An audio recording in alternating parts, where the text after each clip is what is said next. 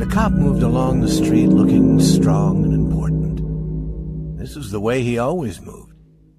He was not thinking of how he looked. There were few people on the street to see him. It was only about 10 at night, but it was cold, and there was a wind with a little rain in it. He stopped at doors as he walked along, trying each door to be sure that it was closed for the night. Now and then he turned and looked up and down the street. He was a fine-looking cop, watchful, guarding the peace.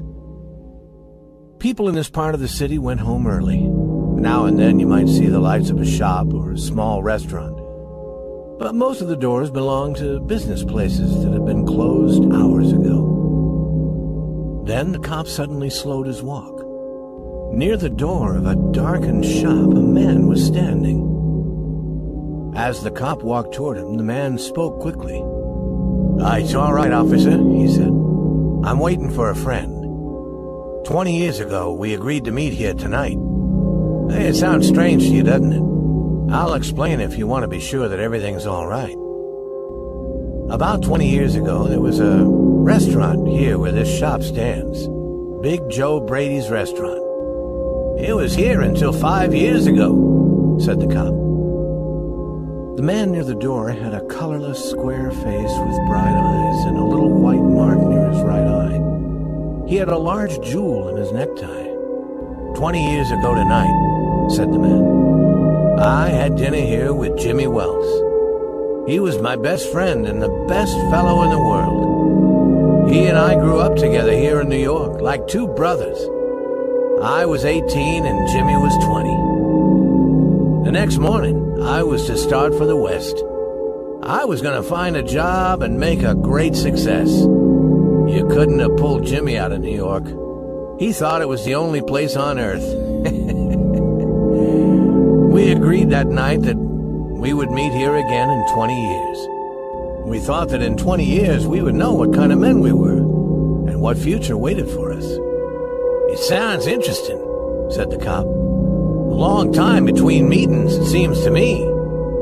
Have you heard from your friends since you went west?"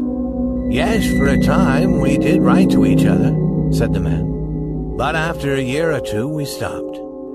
The West is big. I moved around everywhere, and I moved quickly. But I know that Jimmy will meet me here if he can. He was as true as any man in the world. He'll never forget.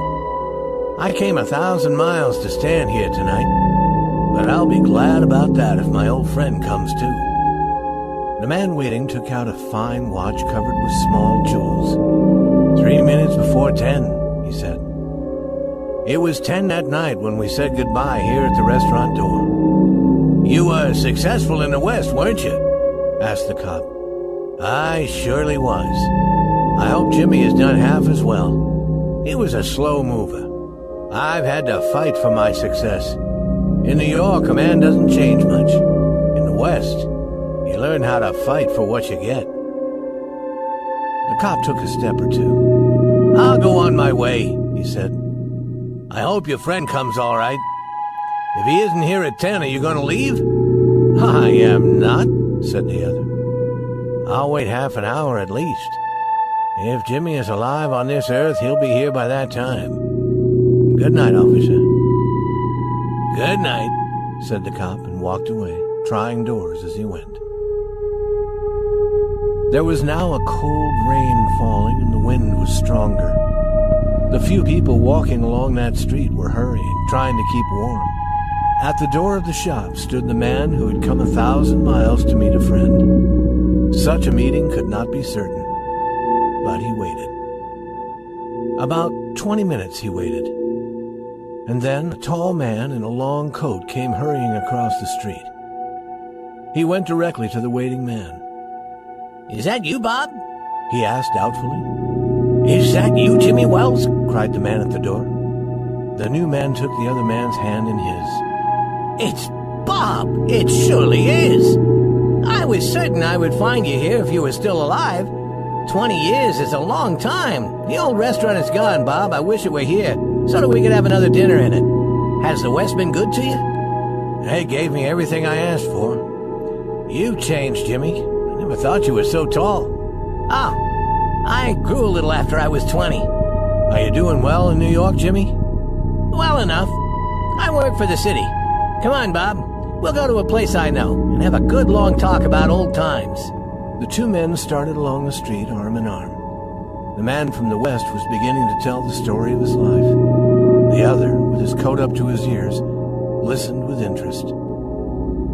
At the corner stood a shop, bright with electric lights. When they came near, each turned to look at the other's face. The man from the west stopped suddenly and pulled his arm away. You're not Jimmy Wells, he said. 20 years is a long time, but not long enough to change the shape of a man's nose. It sometimes changes a good man into a bad one, said the tall man. You've been under arrest for 10 minutes, Bob. Chicago cops thought you might be coming to New York. They told us to watch for you. Are you coming with me quietly? That's wise. But first, here's something I was asked to give you. You may read it here at the window. It's from a cop named Wells. The man from the west opened the little piece of paper. His hand began to shake a little as he read. Bob, I was at the place on time. I saw the face of the man wanted by Chicago cops. I didn't want to arrest you myself.